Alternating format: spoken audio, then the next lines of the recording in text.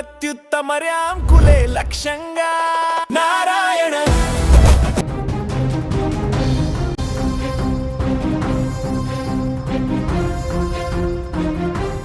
Russia రాజధాని Moscow నగరంలో శనివారం రాత్రి సరిగ్గా 8 గంటలు చల్లటి గాలి నగరమంతా రద్దీగా ఉంది.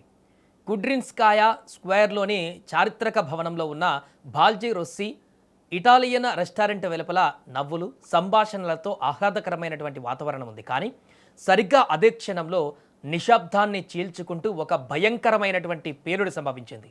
మంటల నడుమ కేకలు, రక్తంతో తడిసిన నేల, మృతదేహాలు. క్షణాల్లో ఆ ప్రాంతం మారణ హోమాన్ని తలపించింది.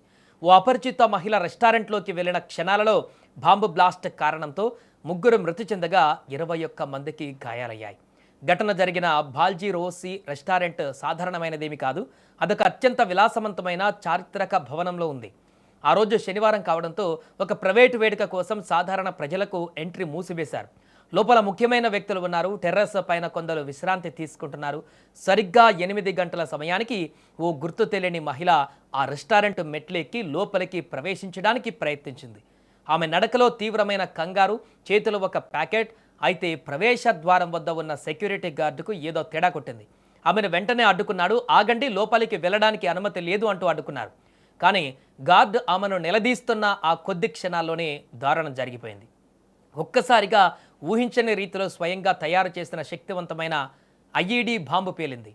ఆ దాటికి సెక్యూరిటీ గార్డ్, ఆ మహిళ మరియు దగ్గరలో ఉన్న ఒక కస్టమర్ అక్కడికక్కడే ఛిద్రమైపోయి ప్రాణాలు కోల్పోయారు.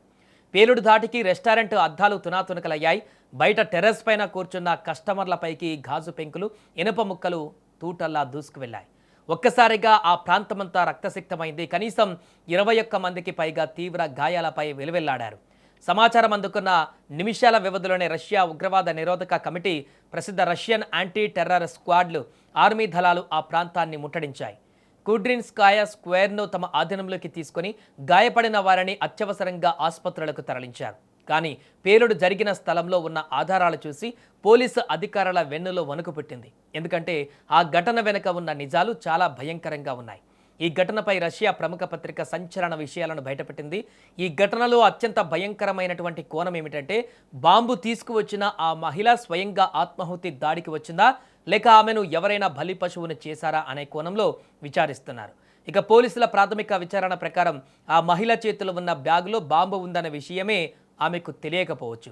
ఆ బాంబును ఎక్కడో దూరంగా కూర్చున్న మరొక వ్యక్తి రిమోట్ కంట్రోల్ ద్వారా పేల్చి ఉండవచ్చని అధికారులు అనుమానిస్తున్నారంటే ఆమెను కేవలం ఒక క్యారియర్గా వాడుకొని సరైన సమయం చూసి రిమోట్తో ఆమెతో సహా అందరినీ పేల్చివేశారా? మరియు ఆ దాడి వెనక ఎవరున్నారు? మృతుల వివరాలను అధికారులు ఎందుకు రహస్యంగా ఉంచారు? టెర్రస్పై కూర్చున్న ఏ ముఖ్యమైన వ్యక్తిని లక్ష్యంగా చేసుకుని కుట్ర పన్నారు అన్న ప్రశ్నలకు ఇప్పటి వరకు సమాధానాలైతే కనిపించడం లేదు. గత 4 ఏళ్లుగా రష్యా ఉక్రెయిన్ యుద్ధం జరుగుతున్న నేపథ్యంలో రాజధాని మాస్కో గుండకాయ లాంటి ప్రాంతంలో ఈ పేలుడు జరగడం రష్యా ప్రజలను తీవ్ర భయాందోళనకు గురిచేస్తుంది. అయితే ఇప్పటి వరకు ఉన్న సమాచారం ప్రకారం ఈ పేలుడుకు గతంలో జరిగిన పాత దాడులకు ఎలాంటి సంబంధం లేదని రష్యా అధికారులు తేల్చారు. కానీ అసలు శత్రువు ఎవరు? నీడలా వెంటాడి ప్రాణాలు తీసిన అజ్ఞాత ఎవరు అనేటువంటి ప్రశ్నలు ఇప్పుడు మాస్కో నగరంలో ఇంకా వెంటాడుతూనే ఉన్నాయి.